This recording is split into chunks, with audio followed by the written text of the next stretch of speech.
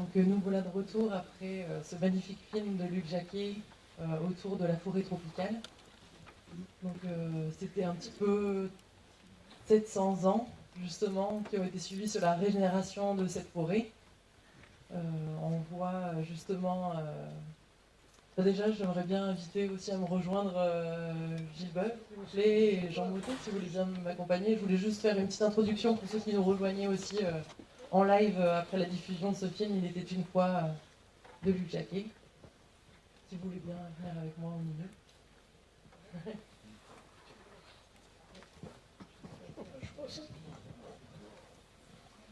Merci.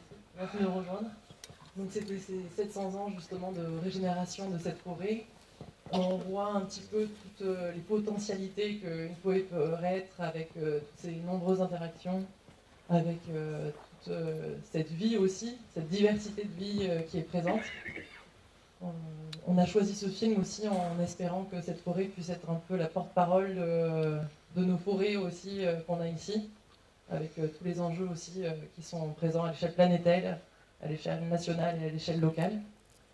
Donc j'aimerais bien aussi justement avoir un temps où on peut déjà, si vous voulez bien, vous présenter chacun votre tour, un peu plus précisément justement votre parcours. Et après j'ai une première question. Et après ça sera à votre tour également de pouvoir en poser plein à votre tour. Avec l'aide aussi, je vous présente Linda aussi, qui est salariée, animatrice et chargée de projet en environnement aussi au CPIE, qui sera avec moi. Si vous voulez bien peut-être vous introduire, s'il vous plaît. Juste un mot sur Luc Jacquet, que je connais bien, puisque j'ai travaillé à Wild Touch pendant un certain temps. On n'entend pas. Aujourd'hui, voilà. Est décédé hier Claude Lorius. Alors juste... je voulais dire un mot pour lui, parce que je vais vous passer mon micro, parce que vu qu'on est en live, ça vient. Claude Lorius, c'était l'homme qui est en Antarctique avec des soviétiques dans les années 50 et il découvre le changement climatique en découvrant l'origine des bulles dans la glace. Et Luc Jacquet a consacré un film qui s'appelle Le Feu et la glace. C'était un petit clin d'œil, hein, le film sur Français Salé. Et ce superbe film Le Feu et la glace sur Claude Lorius qui est parti hier. Et qui en 70 publie un fabuleux papier, qui est le premier papier en fait sur vraiment l'origine du changement climatique et puis son évolution ultra rapide. Voilà, c'était un petit clin d'œil que je voulais faire à travers Luc Jacquet à Claude Lorius. Alors bon, ma légitimité pour parler de la forêt, je ne suis pas spécialiste de forêt. J'ai présidé 7 ans le muséum à Paris où j'avais beaucoup d'équipes qui travaillaient en forêt tropicale humide. Je suis beaucoup allé en forêt tropicale humide. J'ai 2 liens. Je préside depuis maintenant une vingtaine d'années l'association de gestion de la forêt de la Massane, qui est en fait la forêt la plus célèbre de France. C'est une forêt, c'est l'endroit en Europe où on ramène à la surface 336 hectares, on a les plus d'espèces vivantes. On a dépassé 10 000 espèces l'an dernier. Alors, il y a 2 raisons à ça. D'abord, le site est exceptionnel, c'est au-dessus de la commune d'Argelès-sur-Mer, à 5 km de la Méditerranée, entre 800 et 1200 mètres, un lieu de rencontre. Ils viennent mourir vers le sud des espèces norvégiennes en répartition, et ils viennent mourir vers le nord en répartition des espèces africaines, sur le sommet des Pyrénées. Ce qui fait que ce site est exceptionnel. Et deuxièmement, il n'y a aucun autre endroit au monde où on a travaillé autant sur les inventaires en fait, de vie dans ces forêts particulières. Ce n'est pas une forêt tropicale humide, c'est une forêt tempérée. Donc c'est l'intérêt de cette Massane. Et ma seconde légitimité, c'est que je préside le pôle d'entomologie forestière de l'ONF. Avec l'ONF et l'OPI, donc quand j'étais au muséum, on a créé une association sur l'étude des insectes de la forêt. Et tout à l'heure, quand on voyait justement ces arbres morts, on va en parler beaucoup, hein, quel est l'intérêt d'une vieille forêt avec des arbres morts quand on laisse la libre évolution? C'est une richesse d'au moins un bon tiers d'espèces en plus, qui ne vivent pas sur ces arbres vivants qu'on a vus, mais dans les arbres qui sont morts, ce qu'on appelle des saproxyliques. Et ça, c'est assez magique. J'en dirai quelques mots tout à l'heure. Je voudrais tout d'abord dire mon émotion à me retrouver ici, invité par le CPIE, 23 ans après notre première rencontre en forêt de Sarlande. C'était au lendemain de la tempête de 1999, où un géant du cinéma, Abbas Kiarostami, qui avait remplacé une semaine au Festival de Toronto par une semaine à Sarlande, avait pris la parole et en ouvrant ce colloque de Sarlande, nous disait « Si je suis venu ici, c'est pour l'arbre et pour sa beauté. » À ce moment-là, dans la forêt, il y avait présent Christian Magne, qui est aujourd'hui, qui est à l'origine de mon invitation. Donc 23 ans après, on peut dire que le CPI a maintenu le cap du côté de la célébration de la beauté. Alors la beauté, on va en reparler sans doute pendant une bonne partie de nos commentaires. Si on passe la parole à Francis Allais, il raconte volontiers comment, à 18 ans, étudiant à Montpellier, sa vocation est née en levant les yeux vers la canopée et en découvrant, nous dit-il, la beauté. Donc pour Francis Allais, la beauté, c'est là-haut que ça se passe. Là-haut que ça se passe, et ça se passe dans deux directions que le film nous montre très bien. Et là, on entre dans le sujet à la fois de la forêt et du film. La première image du film est un dessin de Francis Allais. C'est son trait de crayon qui ne va pas quitter le film. En fait, pour moi, c'est peut-être la première beauté de ce film. C'est le dessin de Francis Allais, davantage peut-être que les effets spéciaux à l'ordinateur.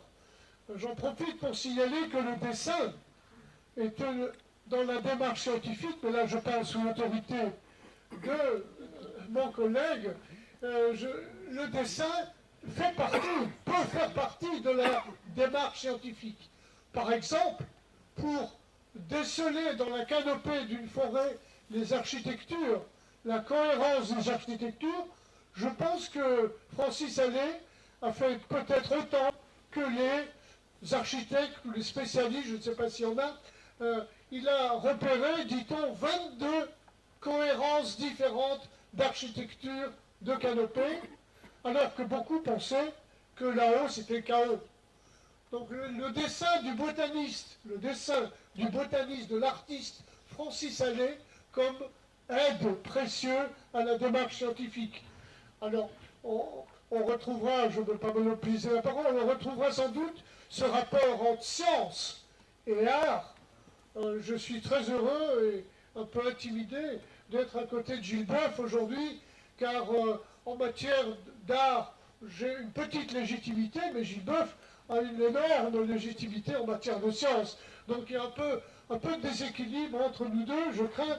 Je pense quand même que la démarche scientifique et la démarche artistique, l'approche de la science, de la biologie en l'occurrence, et de l'esthétique, notre forêt en a le plus grand besoin. Merci beaucoup. Merci beaucoup pour cette première présentation. Moi, je me permets justement aussi de préciser que vous êtes le fondateur de l'association Désirs de forêt, donc avec la création aussi de 2 arboretums, donc un autour des recherches sur le climat avec Reinforce, un partenariat avec l'INRAE, et un autre, le Paradis des oiseaux, et c'était l'occasion de 2 rendez-vous aussi chevêches durant le mois de mars. Oui, alors ça, oui, merci Marie-Charlotte. Bon, puisque Gilles Boeuf, c'est pas 2 secondes, on peut présenter, à parler de la forêt, de sa forêt, je dis un mot de ma forêt, donc la forêt de Sarlande, où le CPIE s'est déplacé à plusieurs reprises. Les Assises nationales de la forêt, en 2019, sous la présidence Barbara Pompili, qui a disparu depuis un peu du monde de l'écologie, les Assises de la forêt recommandaient fortement de placer dans le développement futur de la forêt, non plus la question économique au centre de préoccupation, bien qu'il faille maintenir cette dimension économique, la production de bois est quand même la fonction, sans doute, une des fonctions principales, mais à côté, disait ce rapport de conclusion, il faut absolument placer en avant la biodiversité, le climat et le bien-être.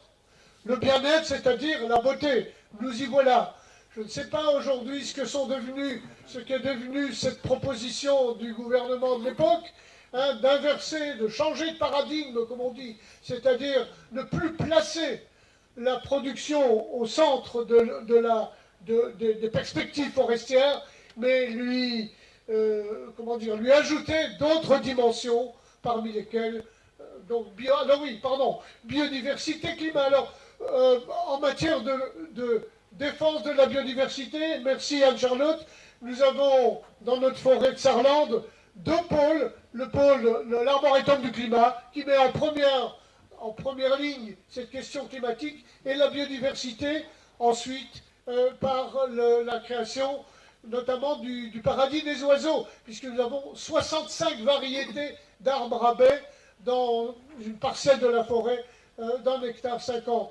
Alors voilà donc pour cette application du souhait gouvernemental, mais notre action en forêt de Sarlande a précédé de 10 ans les recommandations du gouvernement en question. Bon. Justement, moi j'aimerais bien en savoir un peu plus. On a eu l'occasion là, de voir pendant 1h20 la vision de ce grand botaniste Francis Allais, donc grand botaniste français qui a étudié beaucoup la forêt primaire. Et moi j'aimerais bien savoir justement quelle est votre vision à vous de la forêt. Donc il y a plus la forêt de la Massane et la forêt du coup vers Sarlande. Donc quelle est votre vision de la forêt? Est-ce que vous voulez bien Je vais rebondir sur ce que vient de dire mon ami. Je rassure, il fait autant partie de la biodiversité que moi. Hein. Donc le scientifique, il n'est pas différent, on est tous dans la biodiversité. Donc simplement, je dirais que pour répondre à ce qu'il vient de dire à l'instant, il parle de la forêt privée. C'est très différent. Un gouvernement ne peut en aucun cas gérer la forêt privée, elle est privée, elle est faite pour faire du bois. Donc c'est nos réserves naturelles à nous, dans cette forêt-là et dans celle de la Massane parmi d'autres, qui nous permet d'avoir des zones où justement on laisse la forêt en libre évolution. À la Massane, on n'a pas coupé un arbre depuis 1860. Je vous défie de trouver des coins en France équivalents, ce qui veut dire que cette libre évolution amène justement à ces espèces surnuméraires que j'évoquais tout à l'heure. Et pour vous montrer que la beauté peut encore être vénérée, eh bien cette forêt a été classée l'an dernier au patrimoine mondial de l'humanité par l'UNESCO. C'est la plus belle reconnaissance qu'on puisse avoir. On ne fera jamais ça sur une forêt de pins clonés dans la forêt des Landes, évidemment. Hein. Donc ça veut dire que ces forêts ne sont pas destinées au même but. Il ne faut pas mélanger. La forêt des Landes, pour moi, c'est même pas c'est un champ d'arbres, en fait. C'est comme les forêts de palmiers à huile. Hein. Vous mettez des arbres, ils sont tous les mêmes, ils sont clonés. Non seulement c'est la même espèce, mais en plus c'est la même variété génétique. Et pour revenir à ce que tout à l'heure disait mon ami sur le dessin, bien sûr le dessin, mais il y a aussi la photo, et maintenant il faut la génétique. Ça veut dire que pour qu'une espèce soit déclarée connue, il faut que je trouve un arbre, ou bien un papillon, ou ce que vous voulez, un poisson, que d'abord je m'assure qu'il n'a pas déjà été décrit. Hein. On décrit à peu près aujourd'hui dans le monde entre 16 000 et 18 000 espèces nouvellement connues par la science chaque année, dont des arbres. Donc d'abord, ce n'est pas déjà connu. C'est des spécialistes qui vous le disent. Quand on a fait ça, on dessine, on photographie, on séquence et on le dépose dans un musée. Tant qu'il n'est pas déposé, il n'est pas connu. Il faut que chaque humain ait accès dans un muséum d'histoire naturelle, dans chaque pays il y en a un, au type. Hein, la drosophile, la petite bouche que vous connaissez tous, qui est la bestiole la plus connue, son type, il est au muséum à Paris. En 1824, quelqu'un dépose une drosophile dans les collections. On a 13 millions de planches de plantes dans l'herbier national à Paris. Tous les arbres de la planète sont là, donc ils ont été cultivés, récupérés par quelqu'un. Le premier date de 1610. Les premières plantes des humains prennent des feuilles et les collent entre eux dans quelque chose pour qu'on les mette dans ces herbiers nationaux. Le drame qu'on a vécu au Brésil, vous vous rappelez, il y a 3 ans, où le grand herbier du Brésil a brûlé. Heureusement, nous avons les doubles à Paris. Les Brésiliens sont venus à Paris, ils vont passer des mois chez nous pour récupérer, parce qu'on triche toujours un petit peu, hein, on décrit un arbre, on en garde quelques petits morceaux quand même, qu'on met dans différentes collections. Et heureusement qu'on fait ça. Donc ça, c'est très important de le signaler, comment on décrit une espèce et comment après elle est considérée comme connue. Dans l'herbier mondial, aujourd'hui, on estime qu'il y a peut-être au moins 12% de synonymes. Ce qui veut dire que, on ne s'en est pas rendu compte, mais dans un herbier en Indonésie, il y a une plante qui a un nom, et elle a même dans l'herbier de Paris, un jour qu'on se rend compte, c'est pas évident, hein.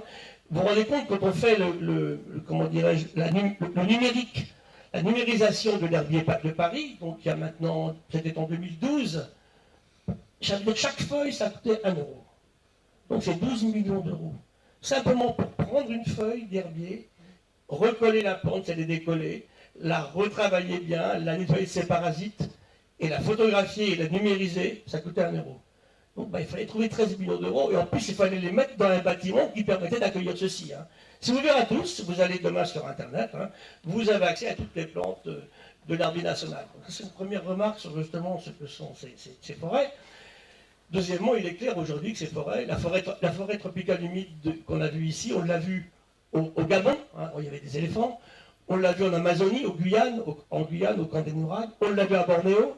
Vous avez en fait 3 zones du monde, en Asie, les îles de Papouasie-Nouvelle-Guinée et Bornéo, en Afrique, la forêt centrale africaine, hein, et puis en Amérique du Sud, l'Amazonie. Ces 3 lieux du monde contiennent plus de la moitié de toutes les espèces vivantes connues, y compris l'océan. Vous imaginez la richesse de ces milieux particuliers. Je vais terminer là-dessus. Chaque fois qu'on fait une grande expédition du muséum, on en fait pratiquement tous les ans, on va dans un coin du monde que personne n'a jamais visité. Et là, on fait un inventaire, beaucoup la canopée, d'ailleurs, on est sur les radeaux des cimes, hein, en Papouasie, ou bien au Vanuatu, personne n'était jamais allé faire ça. Hein. Et tous les jours, vous décrivez des espèces nouvelles, en fait. Hein. On amène le meilleur spécialiste des papillons, celui des nématodes, celui des kinorynques. Chacun décrit effectivement ce qu'il va trouver. Et on archive ceci chaque année au sein, effectivement, d'un consortium qui décrit ce qu'on vient de trouver. Alors, c'est beaucoup d'espoir. Malheureusement, ça part à une vitesse assez effroyable aussi. Hein. Donc c'est là que le combat est contre la montre. Aujourd'hui, on donne de l'espoir en trouvant de nouvelles espèces, mais elles étaient déjà là. Hein. Quand je m'accroche des fois avec la FDSEA qui me dit, mais professeur, oui, nous on détruit des espèces, on trouve des nouvelles tous les jours. Diantre, elles étaient déjà là. Hein. Elles n'ont pas été racontées hier soir. Donc ça, c'est super important de le répéter aussi. Hein. Démontrer ce vivant, mais je terminerai par une chose claire. Pour moi, c'est clair. Hein. La biodiversité, ce n'est pas un catalogue. C'est pas un inventeur. Francis Allais l'esquisse tout à l'heure.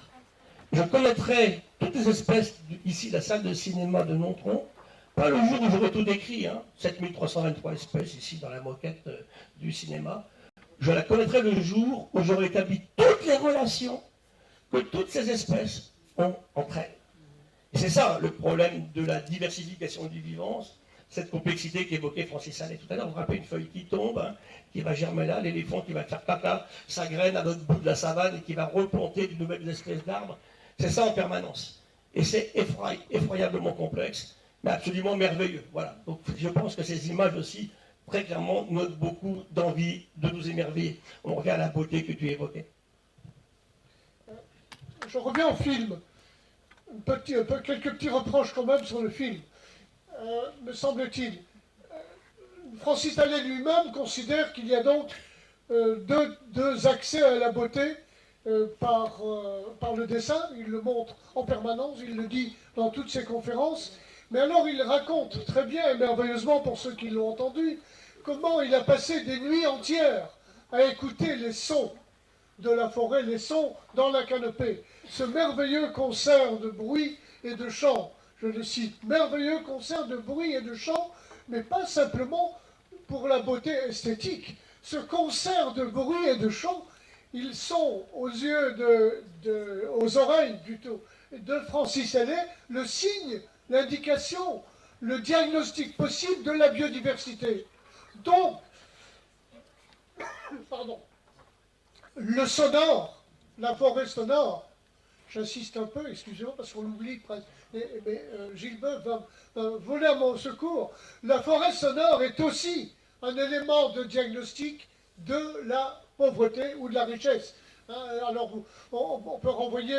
Alors, moi, quand même une petite... Oui, vous avez remarqué que les averses, la pluie est assez fréquente dans le film. Elles sont malheureusement... ne sont pas très réussies. Hein, comment dire, vous connaissez sans doute, ou certains d'entre vous connaissent, la richesse possible d'évocation du bruit de la pluie. Hein, tous les poètes ont évoqué ce bruit, les grands cinéastes aussi. On pense à Francis Ponge pour la poésie. Hein, Francis Ponge qui écrit le poème entier sur le bruit de la pluie qui coule simplement à travers une gouttière. C'est extrêmement riche. Et un Américain vient de publier un livre qui Écoute l'arbre et la feuille. C'est français, il s'appelle George Haskell, hein, qui est déjà best-seller dans pas mal de pays. Alors, George Haskell, détecte, à partir du simple bruit de la pluie sur une dizaine d'arbres différents, la manière dont les sons diffèrent de la canopée jusqu'au sol, la façon dont les sons expriment les différents étages du végétal, c'est-à-dire les nuances exprimées par la pluie. Malheureusement, vous voyez, ce que je veux dire ici, c'est que enfin, le travail de la bande-son d'Éric Neveu n'est pas à la hauteur. Excusez-moi, le travail d'Éric Neveu avec une bande-son, une musique qui écrase, où il n'y a pas de silence, on n'écoute pas. On écoute beaucoup trop peu. Hein. Pour ce qui est de l'eau, du rapport à l'eau, le plus beau moment, je pense qu'il est vers la fin du film, quand les éléphants pataugent dans l'eau, on a véritablement les éclaboussures naturelles. Sinon, c'est de la musique numérique, c'est du son numérique, c'est du son collé. Et malheureusement là, je pense qu'il y a une dimension sonore qui n'est pas très réussie. Bon, enfin, il y a beaucoup d'autres qualités dans le film. Hein. Donc le son, j'aimerais avoir la réaction peut-être de Gilles sur le sonore comme moyen de diagnostiquer la pauvreté ou la richesse. Tout à fait, on peut dire de la pollution avec les sons. Je vous avais une petite grenouille du Cambodge. Elle est bleue et jaune. Je mesure au pied à coulisse, au quart de millimètre près, la distance entre la tache bleue, la tache jaune, la verte, la rouge. Je prends ma grenouille. Exactement pareil. J'ai fait chanter, rien à voir. D'ailleurs, elles ne se reconnaissent pas, c'est pas la même espèce. Ils ne feront jamais de bébé ensemble. Hein. Donc le vivant, là, a discriminé l'espèce, non pas sur l'aspect, sur la photo, le dessin ne sert à rien. Hein. C'est vraiment uniquement au son que l'animal émet. Ils se reconnaissent comme ça. Deuxième fait, on parlait de Bernie Krause tout à l'heure, qui est le plus fabuleux éco-acousticien. C'est un guitariste extraordinaire, il jouait avec Jimi Hendrix à l'époque. Et il va mêler la musique, les fonds sonores naturels, avec la musique. Avec trois termes. D'abord, sur la Terre, il y avait de la géophonie. Les seuls sons de la Terre, avant que la vie n'apparaisse, c'était la géophonie. Un volcan qui crache, hein, des vagues, du vent, une falaise qui tombe, les sons de la nature uniquement en dehors du vivant. Quand la première cellule vivante se différencie dans l'océan ancestral, on est vers 3,9 milliards d'années, on a la première biophonie. Il était capable de mesurer sur une cellule le son que des virus font en sortant d'une bactérie. Donc le son est absolument partout. Et puis arrive l'humain. Et ça, c'est l'anthropophonie. Et aujourd'hui, on crève d'anthropophonie. Hein, allez un petit peu dans la rue, écoutez. Des musiques, comment l'humain a inventé la musique? C'est absolument génial. Les humains ont inventé la musique en écoutant les sons de la nature. Le rock, il est né dans des banlieues difficiles. C'est pas la même musique qui sortira effectivement des forêts du Gabon ou d'Amazonie. Hein. Il y a des relations précises entre les premiers instruments de musique, comment l'humain va mêler ça. Et aujourd'hui, aller écouter des jet skis sur la plage ou des marteaux-piqueurs, c'est que d'anthropophonie, qui nous cassent les oreilles et qui détruisent l'harmonie du milieu. Donc pour revenir à ce que dit mon ami, absolument, hein, les sons sont largement aussi portants que la vision, mais il oublie les odeurs. Hein. La première communication du vivant, avant les sons, avant la vision, ce sont les odeurs. La clé de la communication dans le vivant, et moi qui suis un marin, c'est encore beaucoup plus fabuleux en mer, parce que la mer est un excellent, par la densité du milieu, sa viscosité, transporteur des odeurs. On a vu toutes ces images de pollen qui se baladent, et d'arbres qui préviennent l'arbre d'à côté qu'un éléphant va le bouffer. Voilà, n'oubliez jamais cela. Et l'humain a tué ça. Et je termine sur le Costa Rica, comme toujours, comme un exemple intéressant de diversité. Et mon ami me disait, au Costa Rica, sur une photo, il y a 50 ans, et aujourd'hui, je ne vois pas grand-chose. Sur les sons, c'est pas du tout la même chose, les odeurs non plus, parce qu'il reste des oiseaux, mais ils ne chantent plus.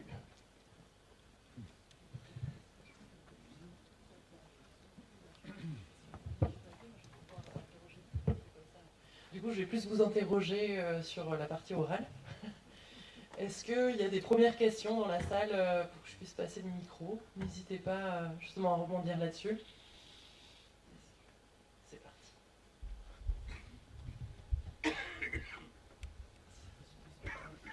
Bonsoir, Sophie Gerbert, je suis chercheuse à l'INRAE. Et en fait, j'étais un peu embêtée par un terme qui a été utilisé, qui parlait de clones. Alors les clones, les peupliers sont des clones, c'est-à-dire que tous les individus d'un champ de peupliers, c'est vrai que c'est pas vraiment une forêt, sont identiques génétiquement parce qu'ils ont été obtenus à partir du même individu. En revanche, dans la forêt des Landes, la forêt de pins maritimes des Landes, on ne peut pas dire que les arbres sont des clones, c'est pas le cas. Donc il faut éviter de le dire parce qu'ils ne sont pas tous génétiquement identiques. Ils sont effectivement, il y en a certains qui ont été créés par l'INRA, une variété qui a été créée, mais c'est une variété qui a une base génétique très large, Donc c'est pas des clones. Et je pense que c'est important de le préciser.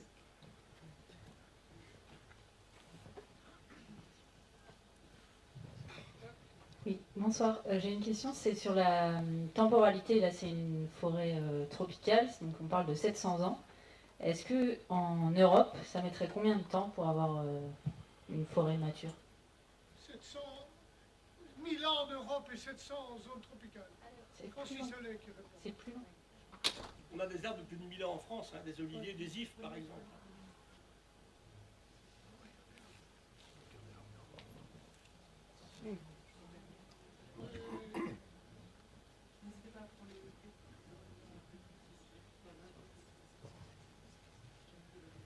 Oui, donc, les chiffres, la réponse de Francis Allais pour reconstitution d'une forêt, c'est 700 ans en zone tropicale et 1000 ans en zone. Alors, qu'est-ce qu'une forêt primaire pour Francis Allais? C'est une forêt peuplée d'arbres indigènes, entièrement indigènes, essentiellement indigènes, et où il n'y a aucune trace visible de l'intervention humaine. C'est sa définition, pas de citation. Aucune trace visible. Autant dire qu'il n'y a plus de forêt primaire sur la planète. Il y a peut-être Białecka en Pologne qu'on cite toujours. Je n'ai pas visité Białecka, ça n'est peut-être pas tout à fait primaire. Toujours est-il que si cette forêt primaire, comme vous le savez pour Francis Allais, est un rêve, est à reconstituer, c'est un très beau rêve. C'est un magnifique projet pour lequel il se bat encore aujourd'hui. Oui, il cite un botaniste américain, dont j'ai oublié le nom. Pour ce botaniste américain, la forêt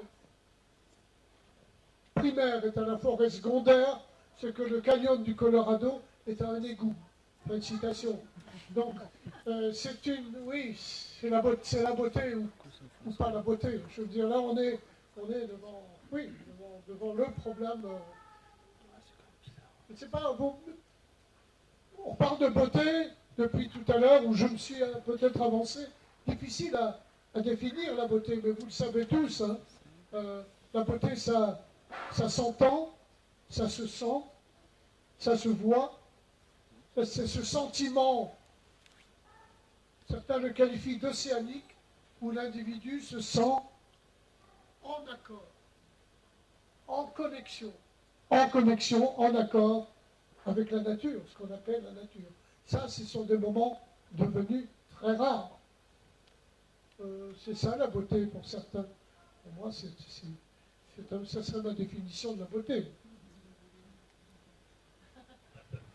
On l'a défini longtemps, la beauté c'est l'harmonie. Pourquoi est-ce que vous vibrez devant un tableau de Botticelli, puis pas devant un truc pas possible, bricolé avec 3 tomates sur des piquets? Parce que c'est vraiment... Il faut que ça vous parle. Hein.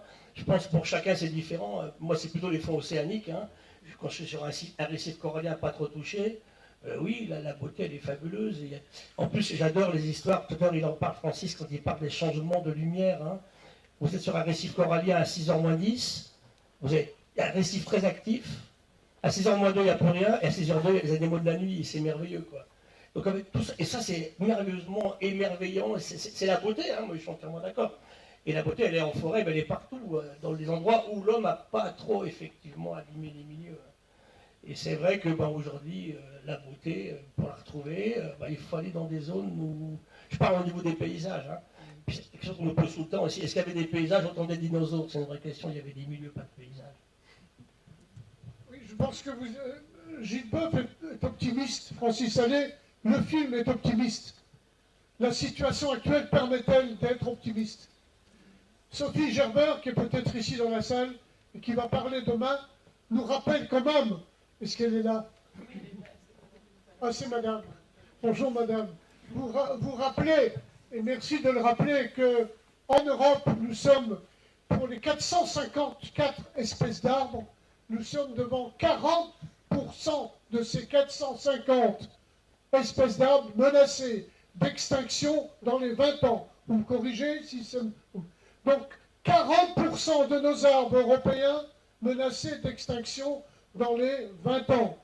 Ça commençait par les marronniers, les sorbiers, si j'aurais dû le mais est-ce que vous confirmez, madame, ce qui est un chiffre terrible, auquel on peut ajouter, bien sûr, les insectes, les oiseaux, dans les mêmes proportions. Donc la situation, excusez-moi, est beaucoup plus dramatique. Le film est très optimiste, avec la renaissance, la recomposition de la forêt. Le titre lui-même du film est optimisme. Il était une forêt, il sera une nouvelle forêt. La situation n'est peut-être pas tout à fait aussi reluisante. Excusez-moi d'introduire cette question, mais je ne vais pas reprendre ici la litanie des désastres annoncés, mais ce sont des scientifiques, n'est-ce pas Gilles, qui nous annoncent ce qui pourrait se passer dans les 20 ou 30 ans qui viennent, 50 ans disons. Mais madame, pour ce qui est des 40%, est-ce que j'ai été exact? Non, c'est l'Union nationale pour la conservation internationale pour la conservation de la nature. Voilà, pardon. Mais vous la citez. Ah bon, d'accord, oui, vous êtes prudente, oui. Non. C'est véritablement une hécatombe dans nos arbres qui est pour demain. Excusez-moi.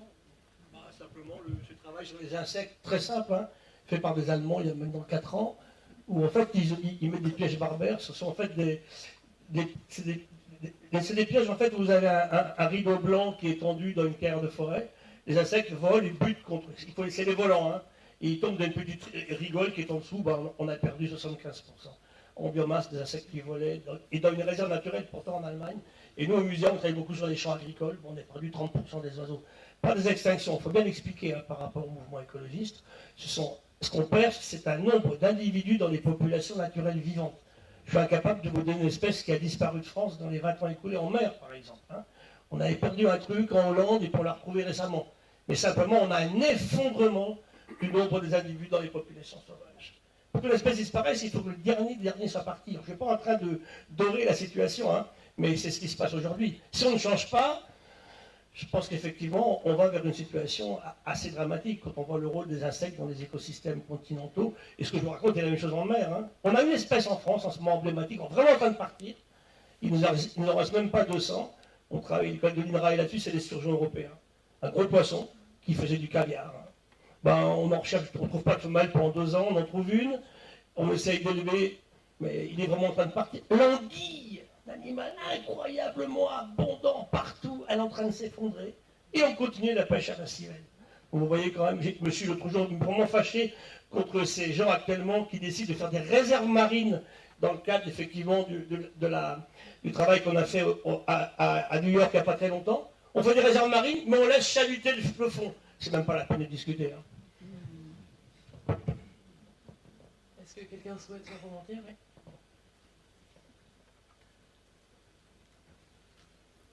Je vais essayer de trouver le 3e micro, hein, ne vous inquiétez pas. Je reviens un peu sur un sujet que vous aviez abordé avant, sur la beauté. En fait, je trouve que vous avez beaucoup parlé de la beauté, mais pas des côtés un peu plus sombres de la forêt, parce que sans les cadavres en décomposition, tout ça, il ne pourrait pas y avoir de beauté, justement. Et par exemple, c'est aussi ce que je reproche au film, à chaque fois, il disait juste que les premiers arbres ils mouraient, et ça permet aux autres ensuite de pouvoir pousser, mais il ne décrivait pas ce système. C'est ce que je reproche un petit peu. Il dit qu'en fait, il parlait beaucoup de la beauté, mais il parle de la décomposition. Mais est-ce que c'est beau la décomposition sans doute que oui, finalement, hein. Parce qu'un cadavre, c'est beau. De toute façon, tout ça ne peut pas vivre sans la mort. Hein. On est vraiment dans un système, comme je dis souvent, un lion qui mange un impala, c'est violent, mais il y aura toujours beaucoup plus d'impala que de lion. Le vivant, il est comme ça, en fait. Alors, est-ce que c'est beau, est-ce que c'est pas beau? Après, c'est des appréciations personnelles, hein, je ne sais pas. Mais vous avez raison, hein. Sans cette mort du géant qui tombe, qui est spectaculaire, hein, tout le reste ne se fait pas. Il a dit, ça fait un trou, il y a la lumière qui apparaît, le système se régénère. Hein. C'est partout comme ça. Hein.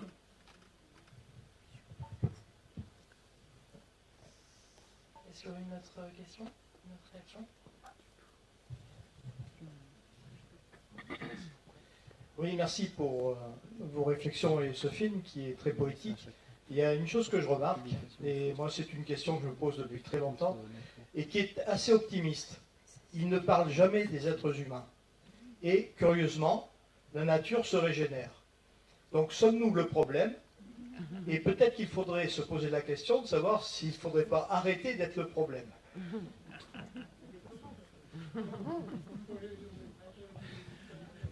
Écoutez Edgar Morin ce matin.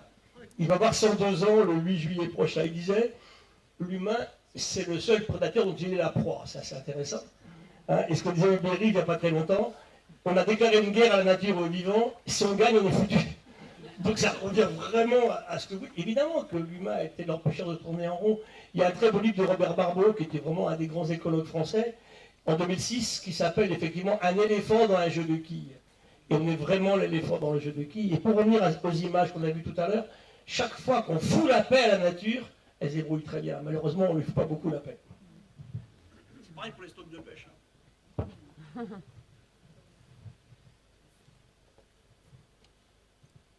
Pour les cinéphiles qui chercheraient des références en matière de films beaucoup moins optimistes que ce documentaire, c'est un documentaire, hein, nous avons de grands cinéastes et de grands films qui se sont posés la question de la fin, de la fin de l'humanité, de l'humain, justement, et qui sont donc, peuvent être considérés du côté de l'esthétique du cinéma comme des partisans ou comme des estimant que nous sommes proches de l'extinction.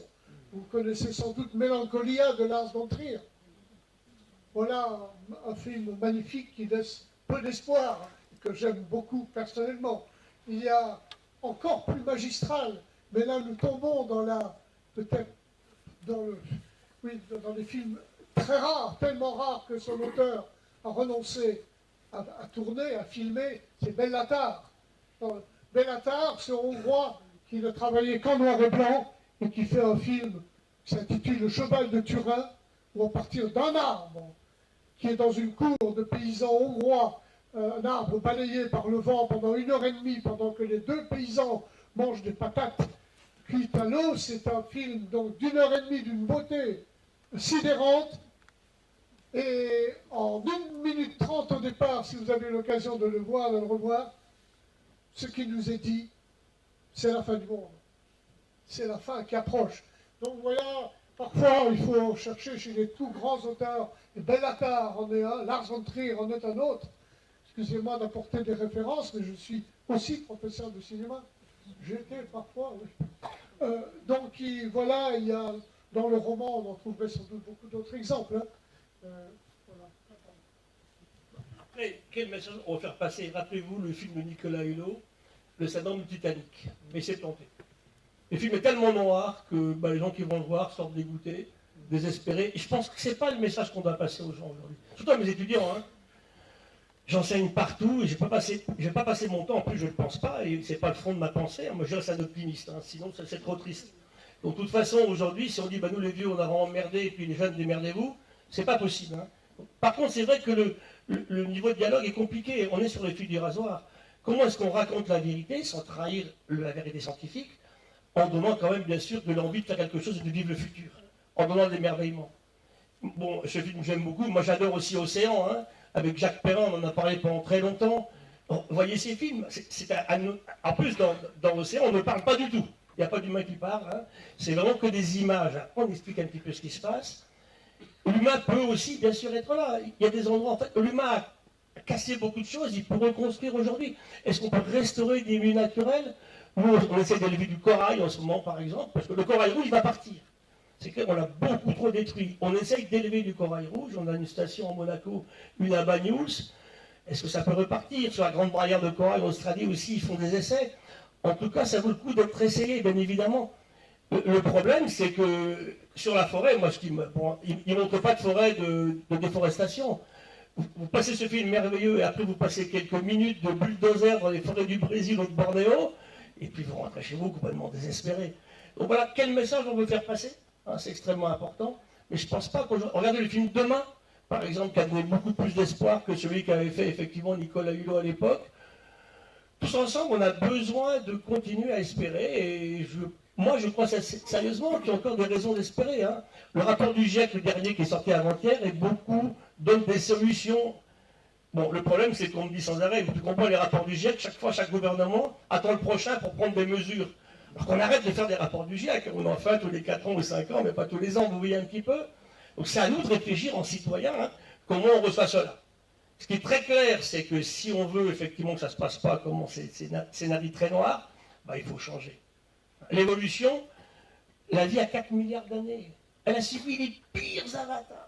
Un océan à plus de 50 degrés, gelé jusqu'au fond, des volcans gigantesques, des rencontres de continents, des impacts de météorites. Elle est toujours là. Mais pour que la vie ait pu continuer à être là, elle a dû s'adapter. Donc on ne peut pas s'adapter sans changer. Voilà. Commençons par changer, on verra si effectivement on peut améliorer la situation. Une question juste là. Oui, bonsoir. Vous étiez sur l'esthétique dans le cinéma. J'ai ressenti un peu une passion chez vous pour le numérique. J'aurais mis votre avis sur, on le voit il n'y a pas longtemps, Avatar, on peut parler du scénario catastrophique, mais sur le numérique, sur l'image. Si on compare ça, par exemple, à La Planète Sauvage, où on est plus sur du graphisme, ou votre avis sur plus une époque où on faisait du dessin, et maintenant on fait plus de l'image numérique, beaucoup d'images, mais sans trop d'intérêt. Je vais laisser répondre Miyazaki. Bah, oui, on entre les deux. Mais c'est un peu court comme réponse. Oui, mais non. Je suis fatigué. J'ai eu la chance de rencontrer Miyazaki, peut-être que vous ne le savez pas, mais récemment, on m'a fait part de son... et on m'a montré les images de son travail, son projet d'un film qui s'appelle L'histoire d'une chenille, où il tente, j'ai oublié la durée du film, de suivre le cheminement d'une chenille sur une branche, peu importe. Comme vous le savez, l'ondulation de la marche d'une chenille, c'est extraordinairement compliqué. Alors il y a une équipe de 10 étudiants japonais, une batterie d'ordinateurs, qui a fait le film du cheminement d'une chenille, et Miyazaki a dessiné ce cheminement d'une chenille. Et je ne connais pas le résultat, mais je ne sais pas si le film est sorti, le film des étudiants et le film de Miyazaki. Mais nous sommes là, ça serait la réponse à votre question. Miyazaki, personnellement, pardon, oui. Quand je lui ai posé la question, est-ce que vous avez vu Avatar en direct, il a éclaté de rire. Il rit beaucoup pour les interviews. Non, monsieur, je n'ai pas vu Avatar, je ne le verrai pas. Mais monsieur, est-ce que vous travaillez à l'ordinateur? Est-ce que vous acceptez de travailler à l'ordinateur? Nouvel éclat de rire. Non, un éclat de rire, oui, si. Non, monsieur, je dessine. Et sort son crayon, son tablier blanc. Et je continuerai à dessiner. C'était 10 ans avant cette compétition Miyazaki des étudiants, groupe d'étudiants japonais dont on ne connaît pas les résultats. Le prochain Miyazaki sort au mois de juillet. Est-ce qu'il y aura des images numériques? Réponse, je ne sais pas. Mais oui, je suis un peu court dans ma réponse. Hein, pour... Et moi encore plus court. Hein. Je regarde si je peux non, mais le dessin de Francis Allais, si vous comparez les moments de dessin aux incrustations numériques des insectes, je pense que la réponse est dans le film. La beauté est du côté du dessin de Francis Allais, non? Enfin, je ne sais pas, mais... Je suis bien d'accord. Pour moi, il n'y a aucun doute, hein? Non, je ne sais pas. Est-ce qu'il y avait aussi la question de l'impact écologique de la production numérique et du dessin numérique avec les ordinateurs? Est-ce qu'il y avait cette question-là aussi sur le choix esthétique aussi du film, de partir sur le numérique dans l'impact écologique aussi, comparé à la façon animée et dessinée aussi des films comme Miyazaki? Autrement, le coût énergétique du numérique, on peut se poser la question. Moi, je voulais rebondir aussi sur la question de est-ce qu'on peut rester optimiste? Il y avait aussi cette idée de pour mieux préserver, il faut aussi mieux comprendre. Est-ce que vous pouvez aussi commenter peut-être toutes les visions aussi qu'il y a autour de la communication des arbres, justement dans le film, cette idée de transmission de messages? Et il y a pas mal de de recherche dessus, justement à savoir si c'est intentionnel, est-ce que les messages communiquent volontairement aux autres arbres, ou est-ce que c'est perçu et que les arbres réagissent en conséquence alors que c'est pas un message spécialement destiné pour eux. Oui. Voilà. Ah, c'est le grand... Peter Wohlleben, le garde forestier allemand, dans son best-seller, et le film L'intelligence des arbres, qui est beaucoup moins bon que celui-ci, avait déjà répondu, mais en ressassant toujours les mêmes choses. Oui, les arbres communiquent. Les arbres communiquent par les champignons, par la mycorhize, par les, etc. Bon, donc, encore faut-il voir. Alors tout d'abord, la communication, effectivement, par les arbres, que ce soit par les racines, par les odeurs qu'ils lancent à travers leurs feuilles, la communication est une affaire qui a été découverte il y a 40 ans. Enfin, d'après mes lectures, 30, 40 ans, deux Italiennes, l'Université de Florence, avaient déjà publié des articles très, très poussés sur la communication. Donc Peter Wohlleben, le garde forestier, et malheureusement Francis Allais, ou Jacquet, pardon, reprennent un peu un thème bateau, un thème qui revient constamment. Personnellement, je ne connais pas. Je peux vous donner, je peux vous donner une communication qui m'est très chère, c'est celle des plantes entre elles devant leurs prédateurs cervidés. Car à Saarland, comme à Nontron, ou dans la région, nous sommes littéralement envahis par les cervidés qui mangent les petits arbres, qui broutent, qui coupent les têtes systématiquement dans les jeunes plantations, arbre par arbre. Ils savent très bien suivre les lignes. Donc, ce sont des... Et il se trouve qu'un chercheur, j'ai oublié son nom, sur les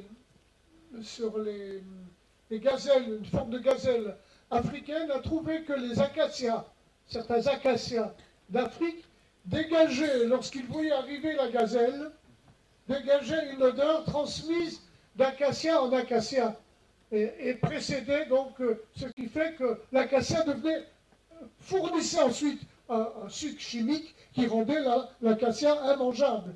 Mais mieux que ça, si le vent tournait, l'acacia fournissait une autre défense au cas où la gazelle, intelligemment, aurait procédé différemment.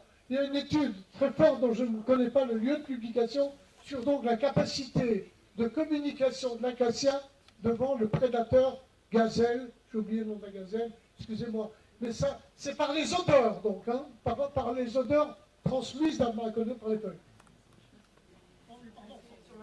Il y a plein de travaux là-dessus. Ça a été fait sur des élans du Cap au début. Les premiers travaux, c'est en Afrique du Sud. La plus grande antilope, et justement, ils montraient. Mais peu importe, hein, ça existe un petit peu partout. Wohlleben, on a quand même publié au CNRS un papier qui démontre totalement son livre. Hein, parce que c'est bourré d'inexactitudes scientifiques. Donc voilà, Wohlleben, moi, j'entends pas. Il a repris des trucs. Et puis il a vendu ça, je ne sais pas combien d'exemplaires. Hein. Donc, mais ça fait rien. Je pense que là-dedans, il y a un aspect effectivement qui nous fait tous rêver, qui nous émerveille. En fait, comme je dis souvent, un arbre, il est tout sauf con, parce que s'il était con, il ne serait plus là. Hein. Il n'y a aucun être vivant. L'humain a tendance à croire que tout ce qui vit avec lui, qui n'est pas humain, c'est con. Ça veut dire que si c'était comme ça, la belle lurette, il n'y aurait plus rien du tout. Et si l'arbre est toujours là avec nous, et en plus vous avez vu qu'il vit quand même un peu plus longtemps, on s'intéresse beaucoup maintenant à la massane, au dendro-micro-habitat. Tout à l'heure, vous avez vu des troncs fissurés. Ben, je vous assure, personne n'a jamais regardé ça. Sur des groupes qu'on ne regarde jamais, les nématodes, les diatomées, les tardigrades, tout est nouveau. Là, je parle de la France. Hein. Donc, allons voir en Guyane. Ça veut dire qu'on a des écosystèmes incroyables, ultra spécialisés partout. Vous multipliez le nombre d'espèces sur votre site de façon incroyable. Et ben, le lieu, c'est encore les arbres. Donc, depuis combien de temps ? Il y a encore un niveau de connaissance fantastique à pouvoir acquérir là-dessus. Hein. Mais je défends, moi, la libre évolution, hein, la vie dans les troncs morts. Je me rappelle une anecdote un jour avec l'ONF qui me disait, dès dans ma forêt, ta forêt est sale. Ben voilà. C'est comme le type qui me dit, je mets du glyphosate au cimetière du Père-Lachaise parce que les mauvaises herbes poussent sur le ventre du grand-père. Mais on a dû se battre pour interdire ces produits, parce qu'en plus, ils n'y vont pas par centilitres. Hein. On verse la boîte sur la tombe du grand-père. Voilà. Donc c'est là-dedans qu'il faut que ça change, c'est tout. Et je pense que beaucoup d'humilité, hein, on connaît certaines choses mais pas tout, Mais c'est clair que la communication... Alors après, vous savez, il y a eu les travaux de Mancuso en Italie qui ont beaucoup été discutés sur... il parle pas de neurologie, mais on n'a pas trouvé de cellules de style neurone chez les végétaux pour l'instant. En tout cas, quand vous voyez ces films, quand ils montrent accélérer une vrille, par exemple, sur une liane qui va sur un côté, c'est troublant. Hein, mais c'est fortement discuté au niveau scientifique aujourd'hui. Mais en tout cas, les végétaux ont des moyens absolument fabuleux. N'oubliez pas une chose, hein, quand vous êtes un arbre, tout à l'heure, tu le disais bien, hein, il part d'une petite plantule qui est ici, puis il s'installe pour 100, 700 ans. Il a un gros problème par rapport au système mobile, c'est qu'il ne peut pas échapper à ce qui se passe. Il doit rester là. Donc il a des techniques fantastiques. Nous, on connaît ça au niveau de la faune marine fixée. Sur Terre, il y a très peu d'animaux fixés. Mais en mer, il y en a énormément. Il y a beaucoup d'espèces. Un corail, une gorgone, une fois qu'elle est fixée, la larve, elle est mobile, il est fixé, il ne bouge plus. Il est dans des défenses incroyables. D'abord, ils sont ancestraux. Ils sont plus anciens que tous les autres. Et deuxièmement, ils ont des systèmes très, très sophistiqués de défense, beaucoup avec des petits peptides, hein, qu'ils émettent dans le milieu. Voilà, donc je pense qu'il faut revenir à l'histoire de la façon dont ça s'est passé. Le drame aujourd'hui, c'est qu'on étudie tous ces êtres vivants-là en partant de l'humain. Or, ça s'est passé dans l'autre sens. L'humain, il est venu après. Hein. Un petit retour. Vous avez prononcé le mot trop, qui n'était pas apparu jusqu'à présent. C'est l'objet d'un conflit majeur entre Francis Allais et les forestiers de Montpellier. Mais nous n'en entendons pas dans ce conflit.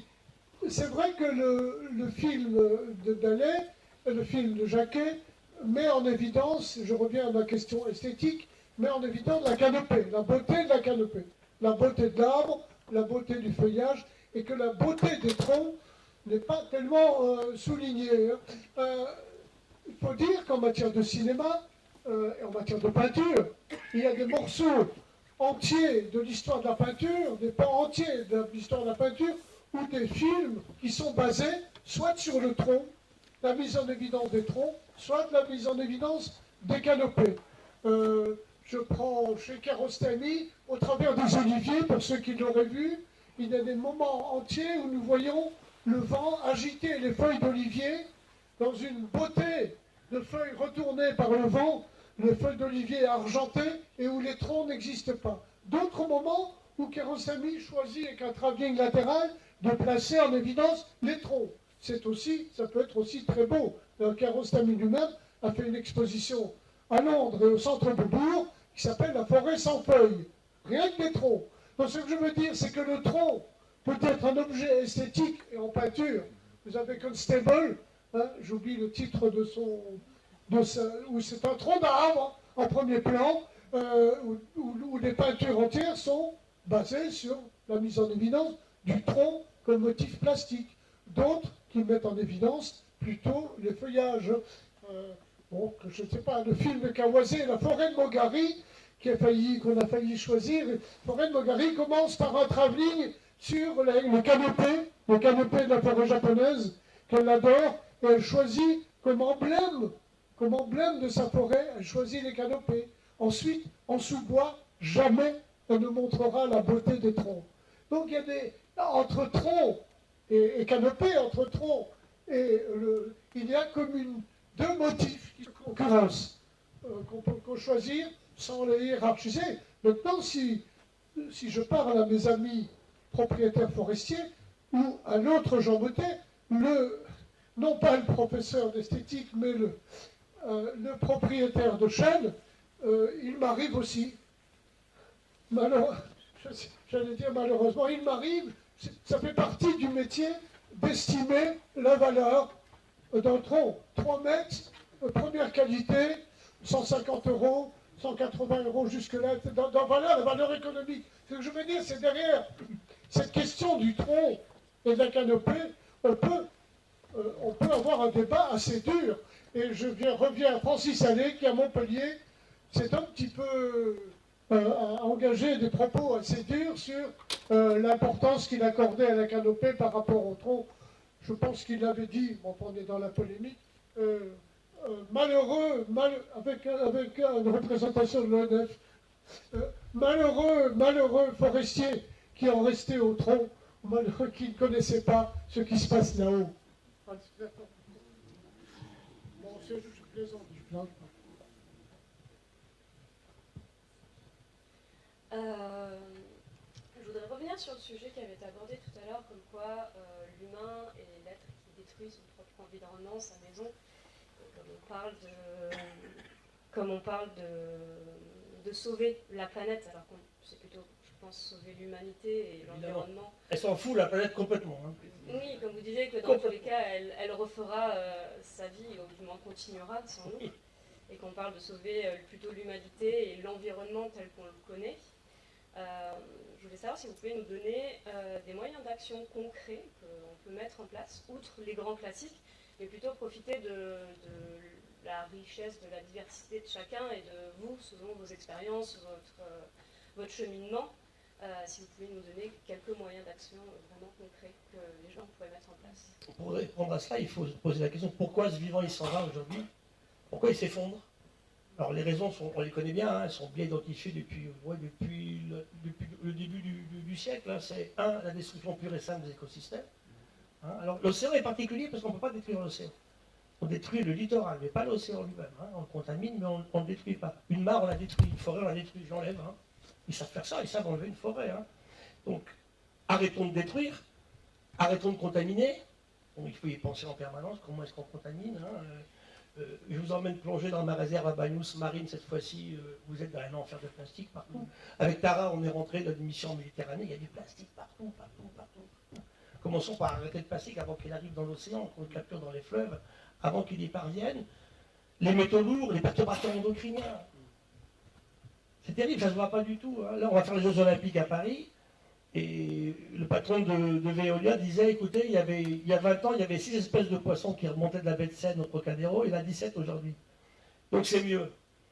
J'amène un petit fret, un petit poisson d'eau douce qui est remonté de la baie de Seine à Paris, il a un testicule et un ovaire. Bon. Ça veut dire qu'on est vraiment sur des systèmes qui sont extrêmement compliqués aujourd'hui. Hein. C'est pas simple. Allez partout. Arrêtons de détruire, arrêtons de contaminer, arrêtons de surexploiter. J'ai parlé de l'anguille tout à l'heure, on a parlé des sturgeons, les saumons sont en train de partir aujourd'hui. Arrêtons aussi, bien sûr, de tout disséminer partout. Voir un petit peu ce qu'on fait aujourd'hui. Hein. Un pétrolier de 400 000 tonnes qui quitte Rotterdam et qui balance sa flotte à Abu Dhabi. Je vous montrerai une goutte d'eau de mer, en milliards de virus, en millions de bactéries et en centaines de milliers de protistes. Une goutte! Il y a combien de gouttes d'eau de mer dans 300 000 tonnes d'eau de mer? Voilà, c'est tout ça, effectivement, sur lequel il faut appuyer le climat qui change trop vite. Donc ce sont les raisons globales à ce qui se passe. On parlait tout à l'heure des problèmes agricoles, avec des problèmes d'agriculture, quand même c'était l'appauvrissement génétique quand même, hein, des plantes d'intérêt. C'est très clair, alors, si ce n'est pas le cas du pain maritime, on parle le cas de l'olivier, on peut prendre le cas du panier à huile. Hein. Ça veut dire qu'aujourd'hui, effectivement, avec quoi on travaille? Quand le CIRAD, en 2007, travaille sur le dwarf rice, le riz nain, et teste 6300 variétés de riz du nord de l'Himalaya et du sud pour en trouver une résistante, heureusement qu'on a cette variabilité génétique. Donc ça veut dire qu'aujourd'hui, il faut qu'on change nos pratiques. Chacun, tous les jours, développez chez vous une culture de l'impact. Quand vous faites quelque chose, qu'est-ce qui peut se passer si je le fais ou si je ne le fais pas? Vous verrez, ça va vous stimuler les neurones, hein, ça va retarder Alzheimer. Et ça, c'est super intéressant. Parce qu'aujourd'hui, je pense que ce qu'on a oublié, c'est qu'on était vivant, finalement. Tout à l'heure, on a vu la forêt, mais je peux vous parler, moi, d'océan, de plancton. Quand on voit les cellules du phytoplancton, on oublie, les arbres font de l'oxygène. Le plancton marin en fait largement la moitié. Donc et aujourd'hui, on remplace ça par du plastique. Le plastique, il ne sait pas faire d'oxygène. Vous voyez que donc, dans nos actes de tous les jours, qu'est-ce que vous mangez? Qu'est-ce que vous achetez?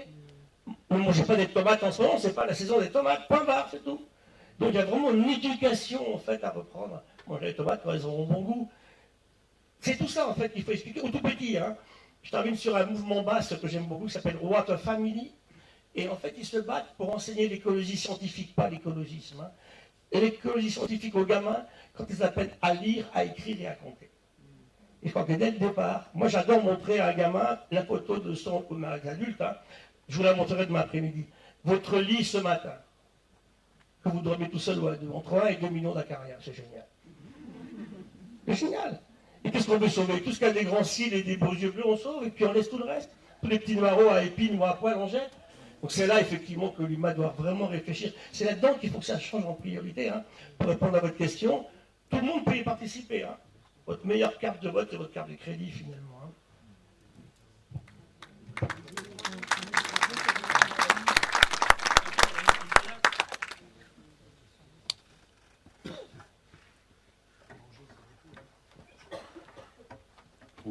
j'aurais voulu aussi parler un petit peu des gens qui sont inféodés à la forêt, qui sont nés et qui vivent avec, et dont on n'a pas beaucoup parlé. Mais eux, ils sont nés dans cette grande forêt, ils en connaissent des usages, ils ont des coutumes, des rituels. L'abattage d'un animal ne se fait pas n'importe comment. Voilà, ils ont appris à vivre avec, et eux, ils meurent. Ils meurent sous les assauts.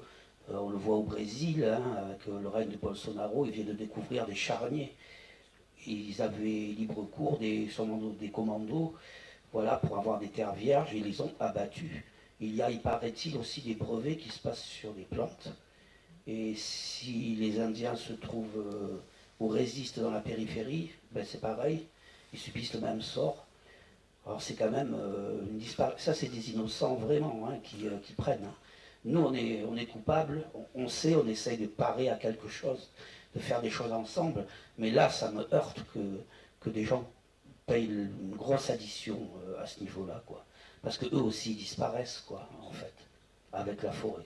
Vous avez totalement raison. On travaille beaucoup avec les Kogi en Colombie, par exemple. Quand vous allez chez les Kogi, hein, ils ont une vision du monde, y compris du monde astronomique. Hein. Ils connaissent des galaxies qu'on n'a pas trouvées au niveau des astronomes avérés. Oui, bien sûr.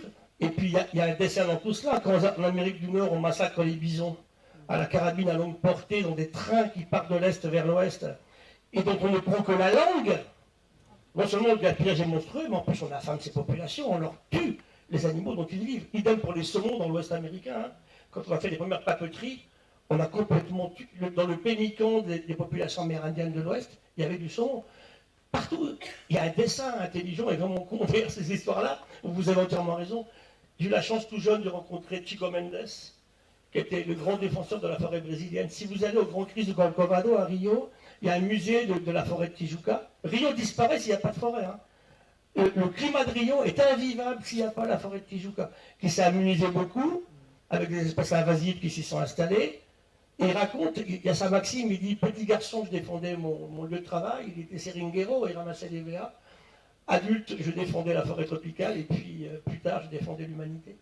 Il a été assassiné. Idem au Pérou, donc là vous avez totalement raison. Les peuples autochtones, en plus, je terminerai là-dessus, quand le rapport de l'IPBES, donc moi j'ai fait partie 5 ans du bureau de l'IPBES, sort c'était le 6 avril 2019, donc on fait la longue litanie de ce qu'on disait avec Jean sur effectivement ce qui s'en va. Malgré tout ça, ça part moins vite dans les populations, dans les endroits gérés par les populations autochtones. Donc on peut faire mieux que ce qu'on fait nous. Hein. Donc bien sûr qu'il faut s'en inspirer, évidemment.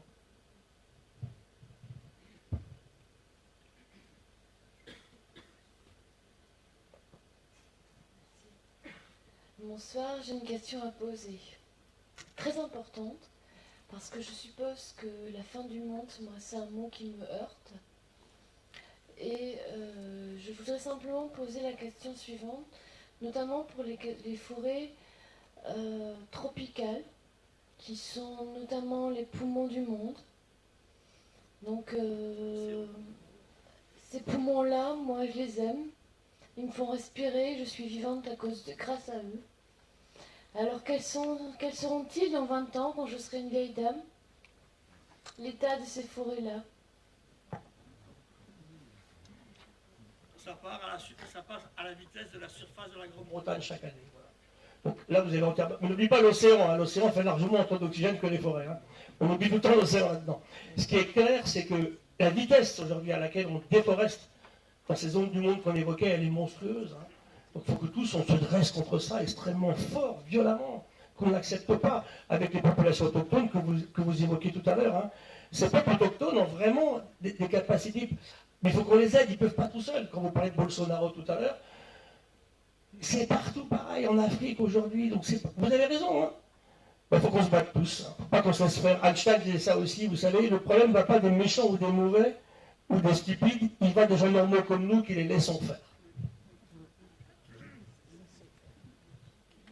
Absolument d'accord avec ce que dit Gilles Boeuf sur la déforestation mondiale.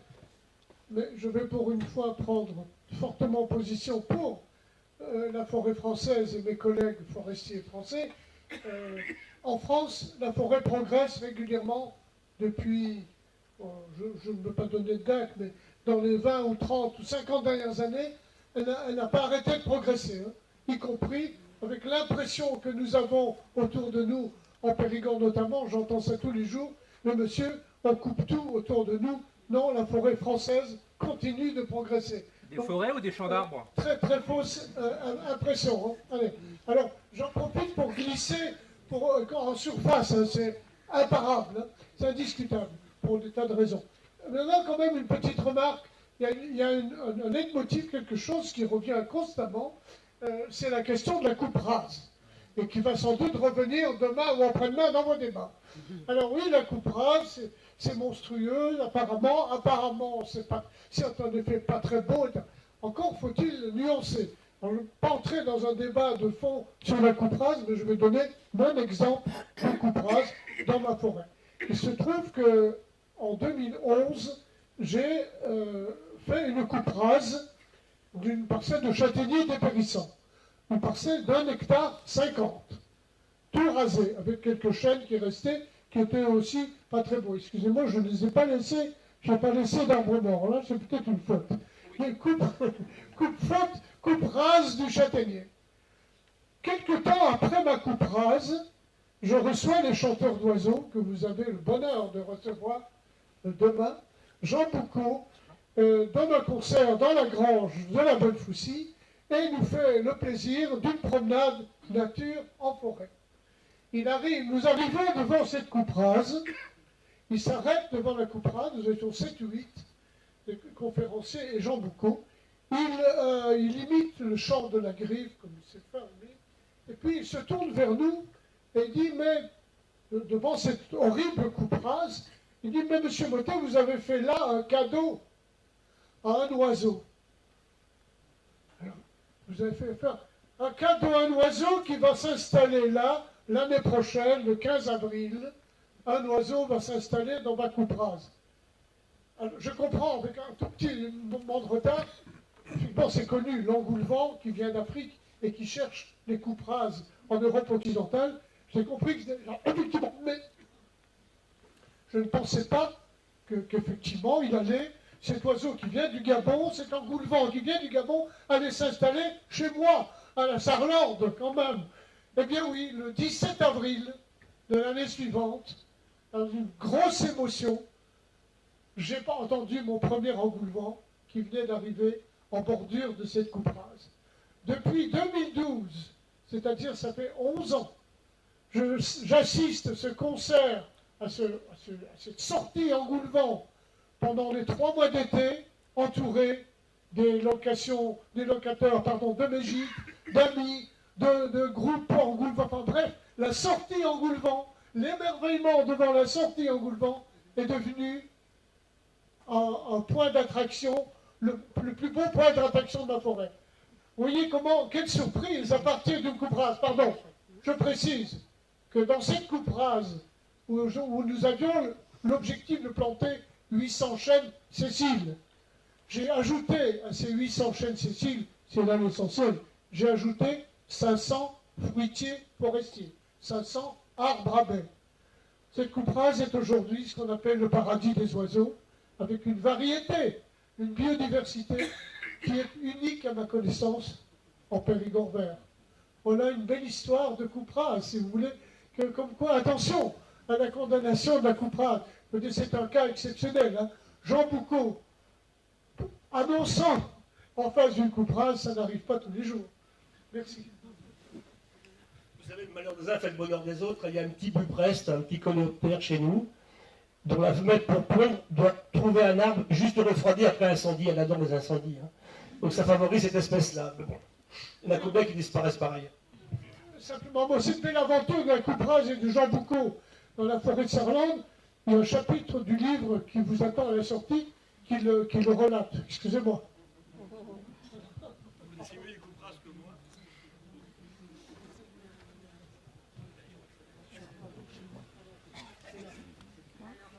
Oui, Charlotte. Comme ça marche? Oui.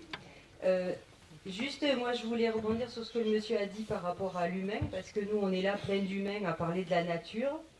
on est des humains faisant partie de la nature, on a un petit peu tendance à l'oublier, et effectivement ce qu'on appelle les peuples premiers, eux, ont gardé cette conscience et ce rapport qu'ils ne sont qu'une partie de l'ensemble et de la nature.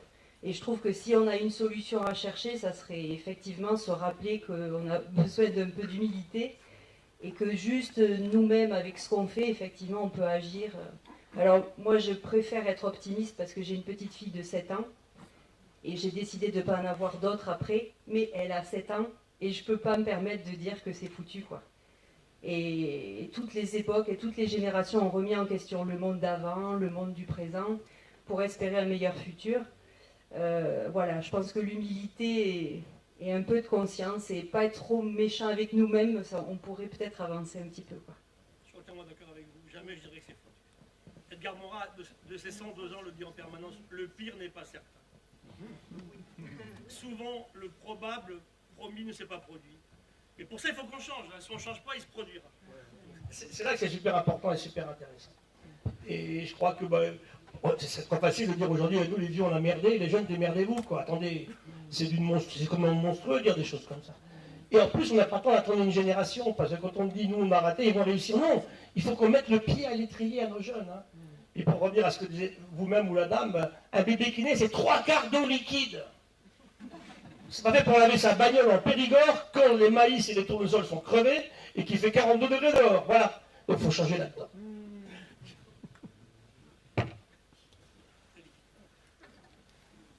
On va peut-être prendre une dernière question. Je ne sais pas si vous voulez rebondir là-dessus. On y croit, du coup. On reste optimiste. Ouais, allez, une dernière.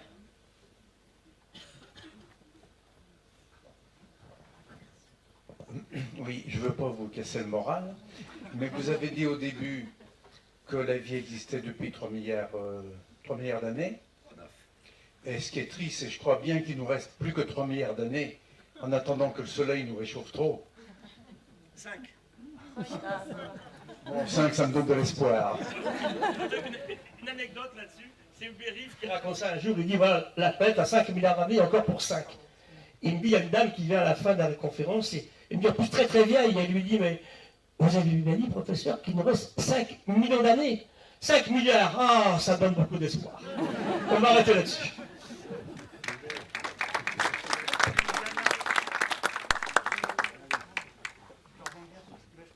Justement, merci beaucoup, mais un grand merci. Donc justement, je reprécise aussi pour les moments juste après. Donc il y a un espace dédicace avec Jean Mottet à la sortie du cinéma. Et il y aura un espace dédicace demain aussi, après la conférence avec Gilles Boeuf à la salle des fêtes. Donc c'est demain de 15h30 à 16h30 sur l'océan et la forêt, les deux poumons de la planète. Donc voilà, ça c'était un petit peu pour les points. Rendez-vous du coup, on peut se retrouver durant tout le week-end. Samedi et dimanche, il y a le forum de la nature de 10h à 18h samedi et de 10h à 17h dimanche. N'hésitez pas aussi à venir demain matin à 11h pour la présentation des chiffres sur la biodiversité par la LPO à la salle des fêtes. Et il y a aussi des prises de vue avec l'IFCAM à 11h pour échanger sur leur méthode d'affût et les techniques au cinéma. Voilà un petit résumé. Je vous retrouve demain. Ou sinon, très bon week-end à tous. Merci beaucoup.